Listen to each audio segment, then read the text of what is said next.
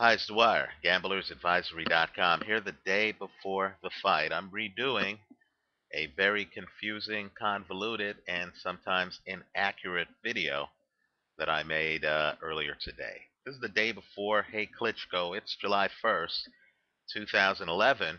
Rather than talk in hypotheticals, I thought I would talk about actual odds.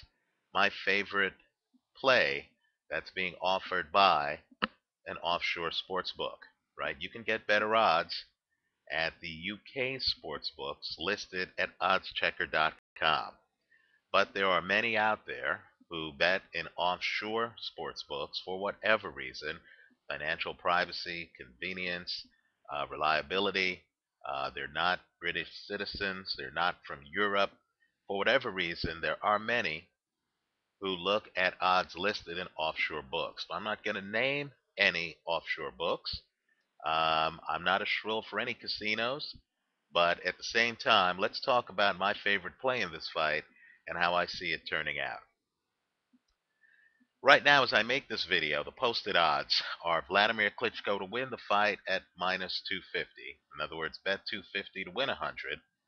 And David Haye to win the fight at plus 200. Believe it or not, that's what's being offered in offshore books. The plus 200, by the way, is higher than what some British books have David Haye going off as this morning, right? Okay. Now, my point to you is, why would I want either of these guys at minus 250, right? In other words, a 40% chance of success. If I can possibly get both of these guys for most of the fight at around the same odds, right? As people know, I believe in straddles. The best type of straddles to play are straddles where you could win on both sides of the bet. And I believe you can do that here. I believe this fight isn't so much about who wins the fight as it is knowing the distance of the fight. So let's do a hypothetical. Let's say that hypothetically, I believe Vladimir Klitschko is going to win this fight, and I'm somewhat interested in how to bet it, right? I know that I could get him at minus 250, which pays, for percentage mathematicians, 40%, right? Here's my favorite play in this fight. It's not Vladimir Klitschko at minus 250, as I think he could well lose the fight. I view the fight as a coin flip. I think it's a toss-up. My favorite play being offered by the books is the under 11 and a half. Since I do not see this fight going the distance, it's the under 11 and a half being offered at minus 350. That's my base bet, right? We're straddlers. That's my base bet. It's bet 35 to win 10 if the fight ends before the halfway point of the 12th round, right? Understand, the minus 350 pays out at 28.5%, which isn't that worse than the 40% that only pays off if Klitschko wins the fight. Here I'm getting both guys for 11 and a half rounds. More importantly, this is just a base play. What I'm going to do next, this is how I bet on boxing, is since I believe this bet is the best bet on the board, has the best chance of getting me a profit, what I'm going to do is I'm going to take my $10 in expected winnings, and I'm using 10 just to use round numbers, right? Depending on your risk tolerance, the number might well be $100 or $1,000. Let's use $10. Let's say we bet 35 on this to win 10 on the under 11 and a half at minus 350. I'm going to break my $10 in expected winnings in half, and I'm going to take 5 of that, and I'm going to play around. Here's the point. If I lose the 5, no big deal, because I still have the $5 in expected winnings as a hedge. In other words, whatever I do with this experimental 5, I could either lock in big profits, or I can lose that 5, end up with the 5 that I believe is pretty safe, and that's the under 11.5, and then walk away with no losses on the fight. So it's this $5, which is half my expected earnings of 10. It's this $5 that I'm going to play with. Now, if I put that 5 on the under 7.5 rounds, a prop currently being offered at an offshore sports book, I can get an even money return on that 5. Right? So I would win 5. If the fight goes less than the halfway point of the 8th round, I would win 5. Right? If I bet that 5 on the under 7.5, then I would win 10 on the under 11.5, the 35 I've put out.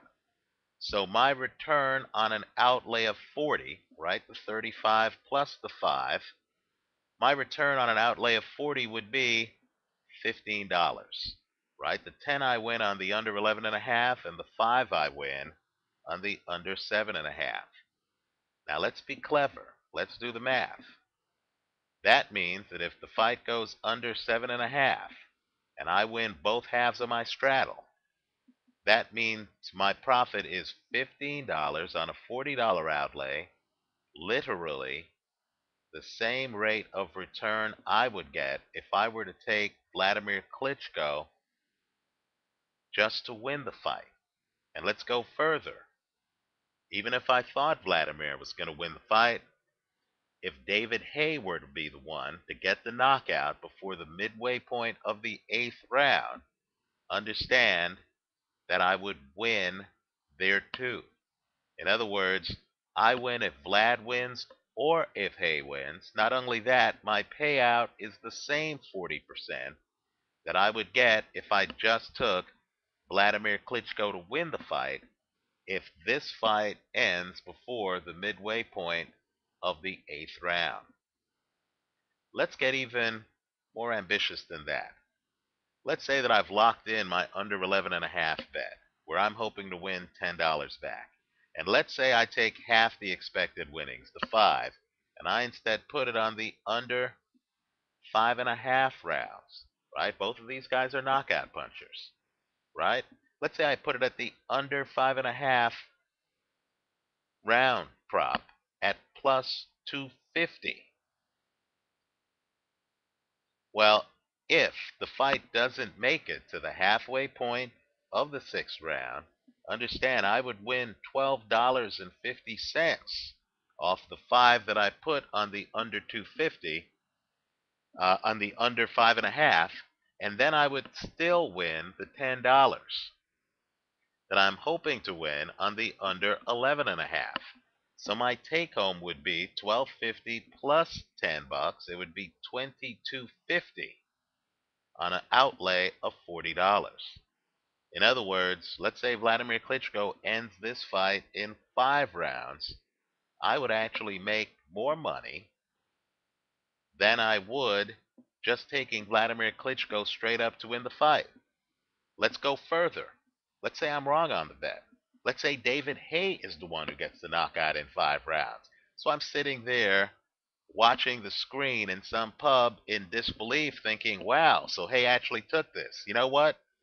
I would still win more money than I would had I taken Vladimir Klitschko straight up at minus 250. You can play around with the numbers. They even offer a 3.5 round over under.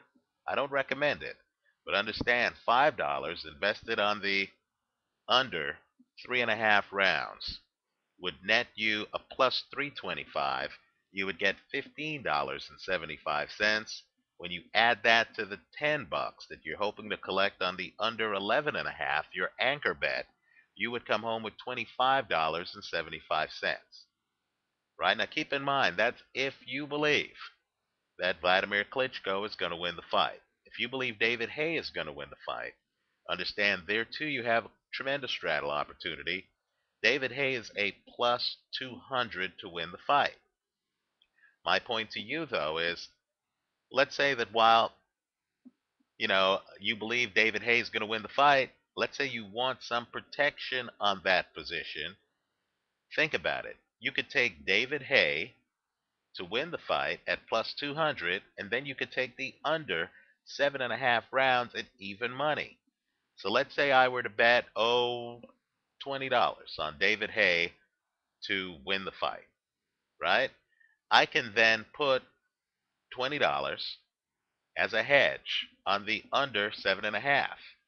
If David Haye gets the knockout before the midway point of the 8th round, I win both sides of the bet. In other words, I would get, you know, $40 back on David Haye to win at 2-to-1 odds. Since I risked 20, then I would also get $20 back, my hedge position on the under 7.5. Now let's flip the script. Let's say as I'm watching it, Vladimir Klitschko shows he's dominant and gets the knockout before the halfway point of the 8th round. You know what? I'm fully insured then, because I would get the $20 back on the under 7.5, and I would actually lose the 20 on the David Haye to win, but the losses would be offset by the wins. And so the point I'm making is simply, it's not who you like in the fight. Don't focus on the winner.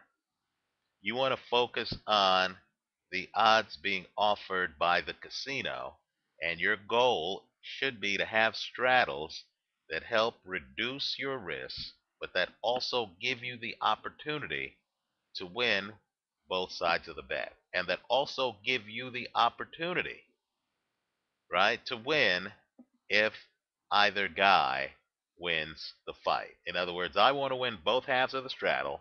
I want to win if Klitschko gets a KO or if Haye gets a KO.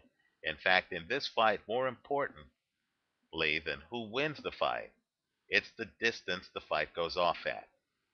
My own personal belief is that this fight is not going to go the distance. Understand, neither guy has an A-plus chin.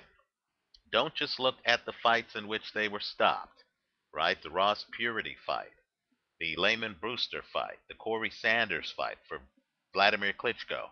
You should also consider a fight that he won where he hit the canvas 3 times. And that was the Sam Peter fight, the first one. With David Haye, let's remember, he got stopped by Carl Thompson. But understand, he was on the canvas against Mock. He was on the canvas against Mormek. In my opinion, and I know it was ruled a slip, he was on the canvas against Monty Barrett. So I do not see this fight going the distance. If I had to make only one bet on this fight, it would be the under 11.5 at minus 350. Right? Why? Because I want to make sure that I'm on the positive side of this fight. Not only that, if you invest in Wall Street, you're lucky to get a 20% return. Believe it or not, that bet, as safe as it sounds, gets you a 28% return that you can use to then split in half, right? Take 14% of it and then get experimental and aggressive to try to juice your earnings. If you play it right, you could literally have earnings of greater than 40% on this fight. I like that play. Let me also say this too. I know there are many who believe this fight's over in the first round or the second round. Understand, you should take a look and you should remember Haye's fight against Audley Harrison. Even though Harrison did nothing for 2 rounds, the bottom line is the fight didn't end in the first 2 rounds. Also, I would encourage you to take a look at the first 2 rounds of Bernard Hopkins against Jean Pascal. You're going to see these fighters basically looked at each other for 2 rounds. While I believe this fight ends quickly once the action starts, the action might not start right away. If you're going to do over-unders, I like the under 7.5, right? If you're thinking about a straddle for the under 11.5, which is my favorite bet, right? So, 7.5 under straddled against an 11.5 under, I think you can win both sides of that. Thanks for watching.